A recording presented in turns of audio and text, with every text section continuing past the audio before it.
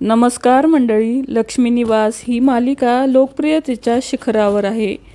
या मालिकेतील सर्वच कलाकारांनी आपल्या अभिनयाच्या जोरावर प्रेक्षकांच्या मनात घर निर्माण केलंय.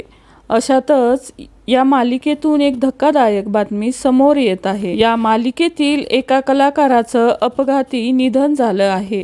तर मंडळी, काय आहे सविस्तर माहिती जाणून घेऊया.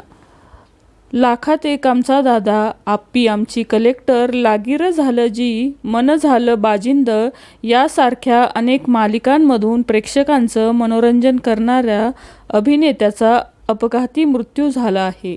अभिनेता संतोष नलावडे यांचा अपघातात मृत्यू झाला आहे. नांदेड येथे रस्ता अपघातात त्यांचा मृत्यू झाला आहे. ते 49 वर्षाचे होते. अपघातात ते गंभीर जखमी झाले. त्यांना उपचारासाठी एका खासगी रुग्णालयात दाखल करण्यात आले, पण उपचार सुरू असतानाच त्यांचे सोमवारी निधन झाले आहे. ते मनमिळाऊ वृत्तीचे होते, त्यामुळे त्यांचा मोठा मित्रपरिवार होता. हौशी नाटकामधून त्यांनी करिअरची सुरुवात केली होती. तसेच आप्पी आमची कलेक्टर, मन झालं बाजिंद, लाखात एक आमचा दादा या मालिकेतून ते घराघरात पोहोचले. त्यांच्या अशा अकाली निधनाने मराठी मनोरंजन कला विश्वात शोककळा पसरली आहे. तर मंडळी, आपल्या चॅनलच्या परिवारातर्फे त्यांना भावपूर्ण श्रद्धांजली.